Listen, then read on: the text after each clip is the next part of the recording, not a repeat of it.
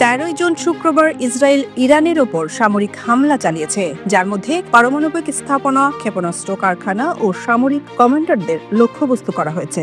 ইসরায়েলের প্রধানমন্ত্রী Benjamin Netanyahu এই অভিযানকে ইসরায়েলের ইতিহাসের একটি নির্ধারক মুহূর্ত হিসেবে অভিহিত করেছেন।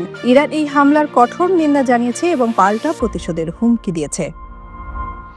এদিকে সৌদি আরব ইরানের উপর ইসরায়েলের হামলার তীব্র নিন্দা জানিয়েছে। দেশটির পররাষ্ট্র মন্ত্রণালয় এক বিবৃতিতে হামলাকে সার্বভৌমত্বের লঙ্ঘন এবং আন্তর্জাতিক আইনের সুস্পষ্ট লঙ্ঘন বলে অভিহিত করেছে। সৌদি আরব সব পক্ষকে সর্বোচ্চ সংযম প্রদর্শন এবং উত্তেজনা হ্রাস করার আহ্বান জানিয়েছে। সাম্প্রতিক মাসগুলোতে সৌদি আরব ও ইরানের মধ্যে সম্পর্কের উন্নতি হয়েছে এবং 2023 সালে দুই দেশ কূটনৈতিক সম্পর্ক পুনর্স্থাপন করে।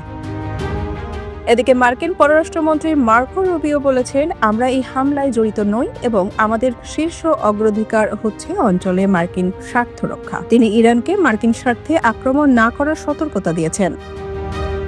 যুক্তরাজ্য, অস্ট্রেলিয়া, নিউজিল্যান্ড ও জাপান এই দেশগুলো হামলার নিন্দা জানিয়েছে এবং উত্তেজনা কমানোর আহ্বান জানিয়েছে। আর জাতিসংঘের মহাসচিব আন্তোনিও গুতেরেস ইরানে পারমাণবিক স্থাপনায় হামলার নিন্দা জানিয়েছেন এবং সব পক্ষকে সংযম প্রদর্শনের আহ্বান জানিয়েছেন।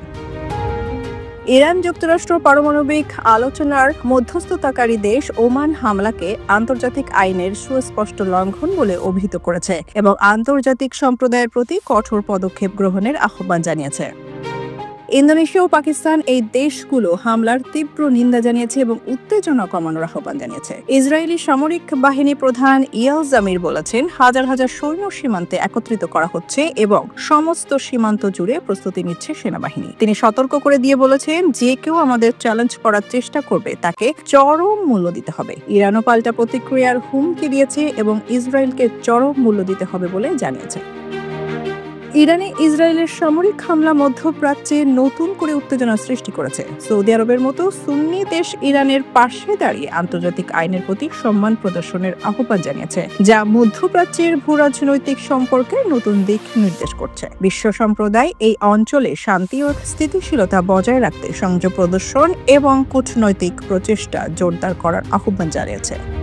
সোনিয়া খান, খবর সংযোগ।